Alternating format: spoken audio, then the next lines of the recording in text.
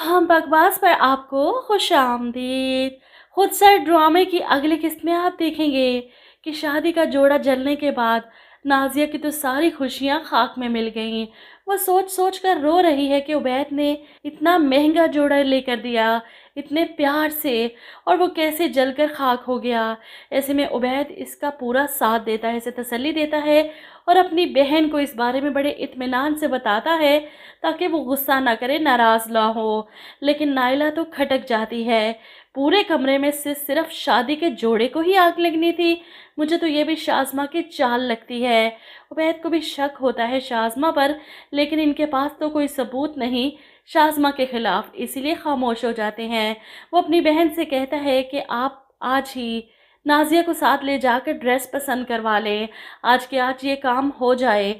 वहीं दूसरी तरफ हरीम बेचारी, सारा कसूर इस पर आ चुका है। इसकी माँ अपनी बहन कमर से माफ़ी मांगती है, जो कुछ भी हुआ मेरी बेटी की नादानी की वजह से हुआ।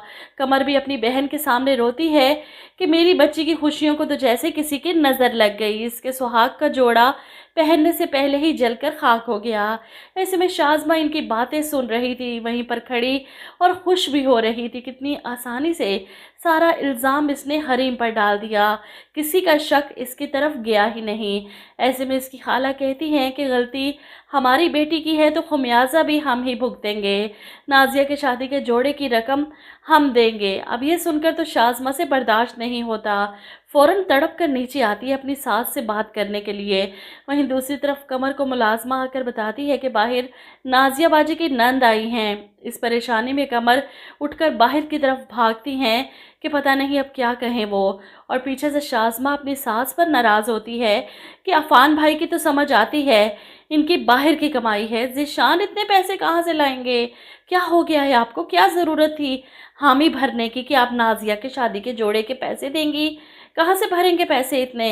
ऐसे में नाइला कमर के साथ वहाँ आ जाती है, शाज़मा की आखिरी बात सुन लेती है और इनका शक यकीन में बदल जाता है। ये बात वो सबके सामने कह भी देती हैं, कहीं ऐसा तो नहीं कि नाजिया की खुशियों का कोई दुश्मन हो।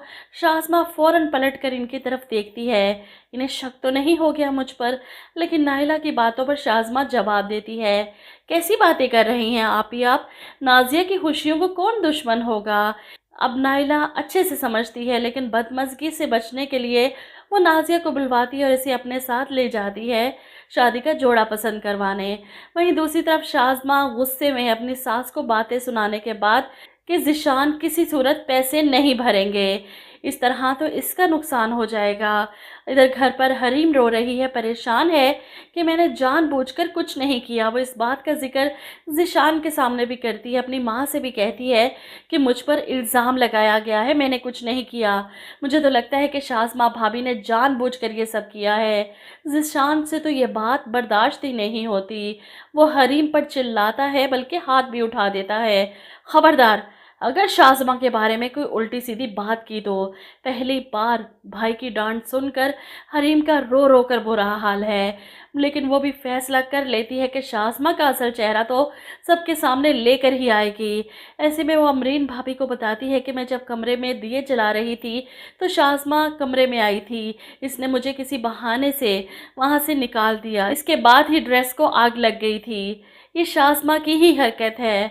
अब अमरीन इसे तसल्ली देती है, चुप करवाती और कहती है, हम दोनों मिलकर इसका असल चेहरा सबके सामने लेकर आएंगे। किसी और के सामने तो वो बोलेगी नहीं, लेकिन मेरे सामने ज़रूर बोलेगी, मुझे ज़रूर बताएगी।